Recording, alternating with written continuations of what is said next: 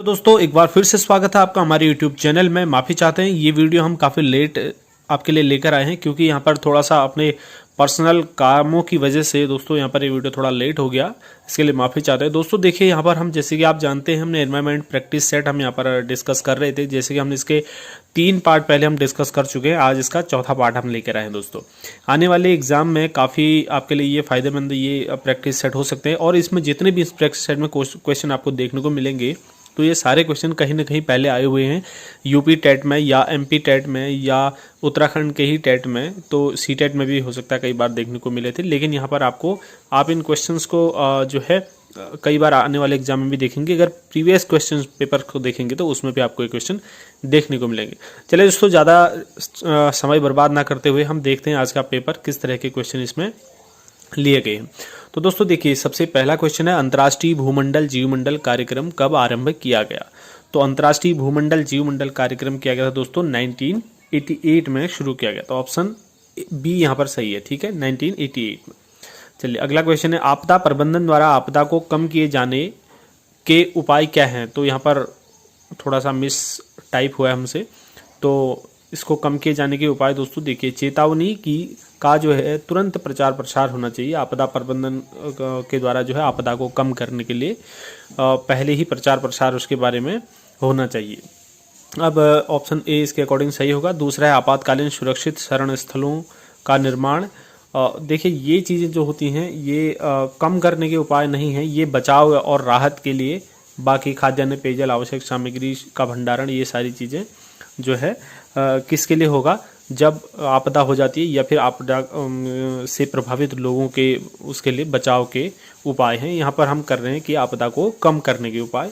तो हमारा ऑप्शन सीधे सीधे ऑप्शन ए यहाँ पर सही हो जाता है, ठीक है। चलिए अगला क्वेश्चन है ऊर्जा का गैर परंपरागत स्रोत क्या है। तो ऊर्जा का गैर परंपरागत स्रोत दोस्तों देखिए, जैसे कि आप जानते हैं ऊर्जा के 2 स्रोत होते हैं, एक तो परंपरागत स्रोत होते हैं, दूसरे होते हैं गैर परंपरागत स्रोत। परंपरागत स्रोत जो जिसको हम देखें नाम से ही हमको पता चल रहा है परंपरागत स्रोत, ठीक है ना। जैसे आपको कोयला का यूज़ करते हैं, आप लकड़ी का यूज़ करते हैं, ठीक है। तो प्राकृतिक जो भी ईंधन का आप यूज़ करते हैं वो परंपरागत स्रोत होते हैं।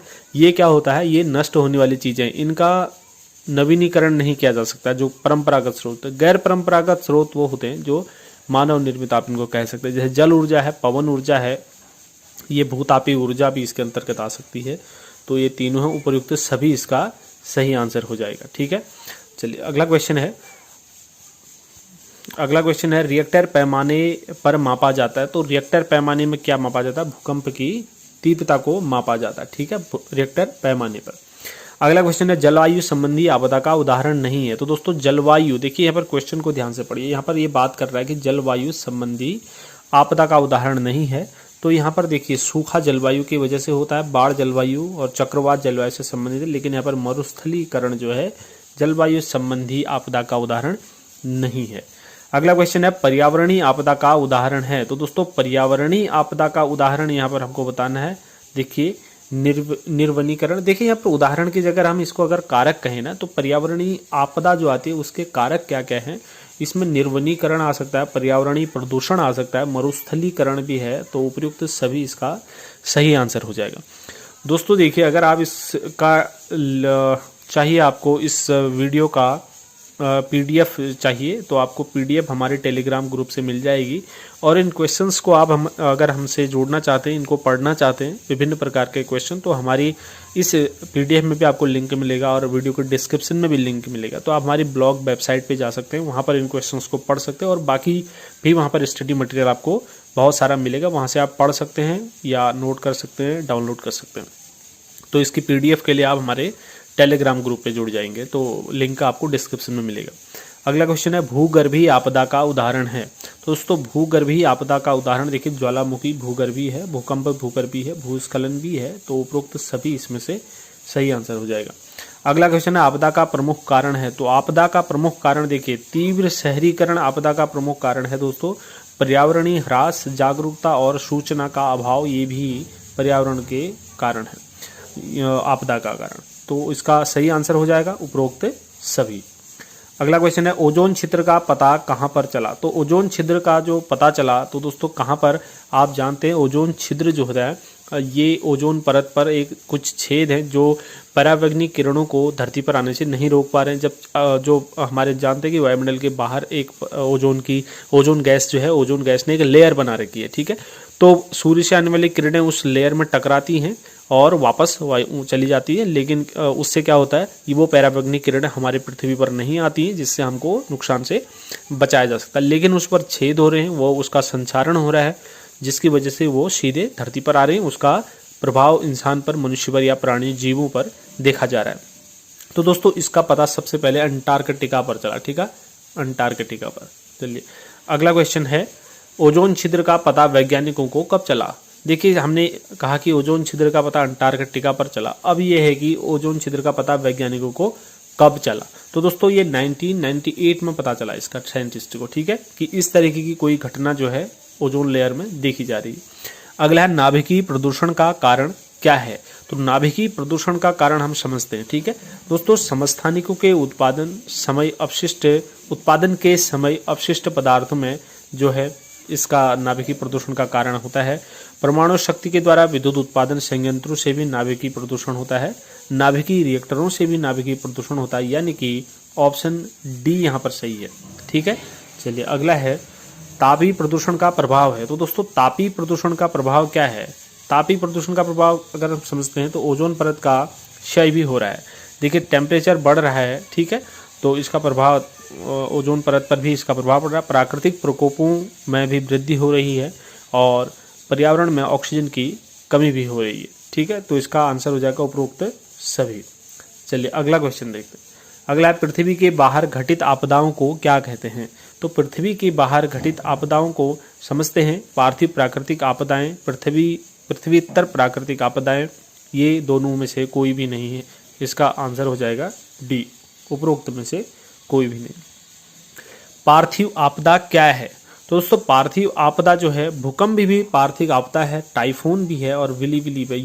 ये जो है तीनों पार्थिव आपदा है, यानी कि उपरोक्त सभी इसका सही आंसर हो जाएगा।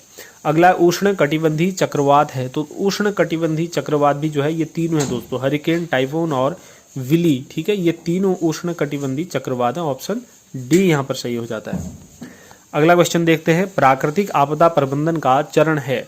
तो प्राकृतिक आपदा प्रबंधन का जो है चरण क्या है। आपदाओं का पूर्वानुमान लगाना, आपदा आने के बाद तुरंत राहत सामग्री पहुंचाना और फिर आपदाओं की रोकथाम के उपाय करना। तो ये सभी जो है आपदा प्रबंधन के चरण हैं दोस्तों, ठीक है। देखिए आपदाओं की रोकथाम के उपाय करना भी यहाँ पर इसका स्टेप है। उसके बाद उसका सबसे पहले उसका पूर्वानुमान लगाया जाएगा और सामग्री पहुंचाई जाएगी अगर कहीं पर आपदा आ जाती है, और उसकी रोकथाम के लिए उपाय भी किए जाते हैं। ये स्टेप्स हैं।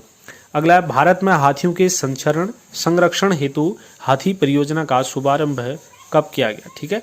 तो हाथी परियोजना का शुभारंभ किस लिए किया गया है। ये किया गया है हाथियों के संरक्षण के लिए, ठीक है। तो ये किया गया था दोस्तों 1992 में, ठीक है। चलिए 1992 इसका सही आंसर है। मेरे यहाँ पर क्वेश्चन का आंसर बताने तक आप भी अपने आप में क्वेश्चन का आंसर क्लिक करने की कोशिश कीजिएगा, ठीक है। इसीलिए मैं जानबूझकर थोड़ा आंसर लेट में बता रहा हूँ। अगला क्वेश्चन है शहरी और औद्योगिक क्षेत्रों की सड़कों के किनारे वृक्षारोपण किए जाने का क्या कारण है। दोस्तों देखिए आप देखते हैं हाईवे जो बने होते हैं उसके दोनों तरफ को पेड़ों को एक कतार में लगाया जाता है, ठीक है। तो इसका क्या कारण है। प्राकृतिक सौंदर्य, बहुमूल्य लकड़ी की प्राप्ति, तेज धूप से बचाव, यहाँ पर रक्षा होना चाहिए था, तो या फिर ध्वनि प्रदूषण पर रोक। तो दोस्तों इसका सही आंसर है ध्वनि प्रदूषण पर रोक, ठीक है। ध्वनि प्रदूषण पर रोक लगाने के लिए जो हाईवे होते हैं, बड़े बड़े शहर होते हैं, उनके दोनों तरफ पेड़ों को एक कतार में लगाया जाता है, ठीक है। या फिर किसी भी शहर में कहीं पर भी देखते होंगे आप, तो बहुत सारे पेड़ों को लगाया जाता है। पेड़ों के बहुत सारे यूज हैं, लेकिन हम जो है सड़कों के दोनों किनारों की बात कर रहे हैं। तो यहाँ पर प्राकृतिक सौंदर्य तो होता ही है, लेकिन जो मेन इसका रीजन है वो होता है ध्वनि प्रदूषण पर रोक लगाने के लिए। अगला है निम्न में से कौन वायु प्रदूषण का स्रोत नहीं है। तो दोस्तों देखिए वायु प्रदूषण का स्रोत एक हाइड्रोजन नहीं होता। ऑप्शन ए में आप देखिए हाइड्रोजन से वायु प्रदूषण नहीं होता है। बाकी कार्बन मोनोऑक्साइड है, सल्फर डाइऑक्साइड और कार्बन डाइऑक्साइड, ये तीनों जो है वायु प्रदूषण करते हैं, ठीक है। चलिए अगला है, निम्नलिखित में से कौन ऊर्जा का बहुमूल्य स्रोत है परंतु प्रदूषक नहीं है। इस क्वेश्चन को आप आसानी से कर सकते हैं दोस्तों। देखिए सौर ऊर्जा जो है ऊर्जा का बहुमूल्य स्रोत है, लेकिन इससे कोई भी प्रदूषण नहीं होता है, बाकी सब चीज़ों से प्रदूषण होता है। अगला है, अविघटनीय प्रदूषण का उदाहरण है दोस्तों। अविघटनीय मतलब जिसका विघटन नहीं होता है, तो ये DDT है, ठीक है। बाकी मलमूत्र है, शाक फलों के अंश और ये जो है इनका विघटन संभव है, लेकिन DDT का विघटन संभव नहीं है। चलिए आगे है, लाइकेन्स निम्नलिखित में से किस प्रदूषण के सूचक है। दोस्तों लाइकेन्स जो है सल्फर डाइऑक्साइड के द्वारा होने वाले प्रदूषक के सूचक है। दोस्तों जब वायुमंडल में सल्फर डाइऑक्साइड की मात्रा बढ़ जाती है तो सबसे पहले लाइकेन्स प्रभावित होते हैं, ठीक है, जिससे जो है ये सूचना ये पता कर सकते हैं हम कि वायु में जो है सल्फर डाइऑक्साइड की मात्रा बढ़ गई, यानी कि वायु प्रदूषण हुआ। आगे है, नींबू साधारण पानी में डूब जाता है लेकिन नमकीन पानी में तैरता रहता है, क्योंकि देखिए दोस्तों जो नमकीन पानी होता है जिसमें नमक मिला हुआ पानी होता है, उस पानी का जो घनत्व होता है, डेंसिटी होती है, वो सिंपल पानी से अधिक होती है, ठीक है। यानी कि अगर नमकीन वाले पानी का घनत्व ज़्यादा होगा तो उसमें क्या होगा, नींबू तैरता रहेगा, और जिस पानी का घनत्व कम होगा उसमें नींबू डूब जाएगा। इसलिए हम कह सकते हैं कि नमकीन वाले पानी में नींबू तैरता रहता है और साधारण पानी में डूब जाता है। ऑप्शन डी यहाँ पर सही हो जाएगा, ठीक है इसका। अगला है, ओजोन परत के अपक्षय के लिए उत्तरदायी है। दोस्तों ओजोन परत जो क्षय हो रहा है, जिसमें छेद हो रहे हैं, तो उसका कारण है क्लोरोफ्लोरोकार्बन, जो रेफ्रिजरेटर और इस तरह के AC वगैरह से निकलती है ये गैस। ये क्या करती है, वायुमंडल में जाकर ओजोन परत को नुकसान पहुंचा रही है। अगला है, मोटर वाहन प्रदूषण कम करने का उपाय है। तो दोस्तों मोटर वाहनों से होने वाले प्रदूषण को कम करने का उपाय देखिए, वाहनों के इंजन के डिजाइन में सुधार आप कर सकते हैं, ठीक है, ताकि उसमें जैसे फिल्टर लगा सकते हैं या अन्य प्रकार से उसको डिजाइन कर सकते हैं। CNG और LPG जैसे परिष्कृत ईंधनों का उपयोग भी आप उसमें कर सकते हैं, जिससे भी प्रदूषण कम किया जा सकता है। वाहनों का समुचित रख रखाव करना भी जरूरी है दोस्तों। अगर वाहन है उसका हम जो है आपने देखा होगा सर्विसिंग नहीं कराते टाइम से और उसका रख रखाव ठीक से नहीं होता है, तो ज़्यादा मात्रा में वो धुआं फेंकती हैं और जिससे हमारा प्रदूषण होता है। यानी कि ऑप्शन यहाँ पर डी सही हो जाएगा, उपरोक्त सभी। अगला क्वेश्चन है, भोपाल गैस दुर्घटना को घटित होने का वर्ष है। दोस्तों देखिए भोपाल गैस दुर्घटना जो है 1984 में हुई थी, 1984 में, ठीक है। इसमें मिथाइल आइसोसाइनेट का रिसाव हुआ था। इस गैस में बहुत से लोग प्रभावित हुए थे, कई लोगों की जान गई थी, ठीक है। तो ये अत्यंत विषैली गैस होती है। 1984 में इसका रिसाव हुआ था। चलिए, क्षेत्रीय पर्यटन की उपयोगिता का सैद्धांतिक आधार क्या है। तो दोस्तों इसका सही जवाब है प्रत्यक्ष ज्ञानार्जन कराना, ठीक है। प्रत्यक्ष ज्ञानार्जन कराना इसका सही जवाब है। अगला क्वेश्चन है, त्वचा के जलने पर लगाया जाता है, तो ये बर्नॉल लगाया जाता है, ठीक है, बर्नॉल लगाया जाता है त्वचा के जलने पर। अगला क्वेश्चन है, केंचुए को प्रयोगशाला में सुरक्षित रखने के लिए प्रयोग में लाए जाते हैं, तो टेरेरियम जो होता है उसको केंचुए को प्रयोगशाला में सुरक्षित रखने के लिए प्रयोग में लाए जाते हैं, टेरेरियम, ठीक है। चलिए अगला क्वेश्चन है, इनसेट प्रणाली का उपयोग किया जा रहा है, तो इनसेट प्रणाली का उपयोग जो है दोस्तों दूरदर्शन और आकाशवाणी प्रसारण के लिए भी किया जाता है, दूर संचार और दूरभाष के लिए भी किया जाता है, और मौसम विज्ञान की भविष्यवाणी के लिए भी किया जाता है। यानी कि हमारा आंसर क्या होने वाला है, उपयुक्त सभी, ठीक है। इन तीनों में इसका उपयोग किया जाता है, किसका, इनसेट का उपयोग किया जाता है। इसलिए हम कह सकते हैं कि ये तीनों आंसर सही है, यानी कि उपरोक्त सभी सही है। दोस्तों आपको ये वीडियो कैसा लगा आप कमेंट करके ज़रूर बताएं। आपको जिस टॉपिक में वीडियो चाहिए आप हमें कमेंट करके बता सकते हैं, और वीडियो को अगर लाइक नहीं किया आप प्लीज़ लाइक कर लीजिए और चैनल को भी सब्सक्राइब कर लीजिए अगर अभी तक भी आपने चैनल सब्सक्राइब नहीं किया। उसके बाद दोस्तों हमारे यहाँ पर आपको सोशल लिंक देखने को मिलेंगे, आप हमसे विभिन्न प्लेटफॉर्म पर जुड़ सकते हैं, टेलीग्राम पर जुड़ सकते हैं, ट्विटर पर हमें फॉलो कर सकते हैं, यूट्यूब पे आप हमारे साथ हैं दोस्तों, सब्सक्राइब कर लेंगे, फेसबुक पेज से जुड़ सकते हैं, और इन क्वेश्चंस को और बाकी स्टडी मटेरियल आप पढ़ना चाहते तो हमारे यहाँ पर आपको लिंक मिलेंगे। इन लिंक के माध्यम से आप वहाँ पर हमारे इन प्लेटफॉर्म पर हमसे जुड़ सकते हैं और यहाँ पर क्वेश्चन ब्लॉग या वेबसाइट पर भी हमारी पढ़ सकते हैं। तो दोस्तों इस वीडियो में इतना ही है, मिलते हैं अगले वीडियो में, तब तक के लिए ढेर सारी शुभकामनाएं दोस्तों, धन्यवाद।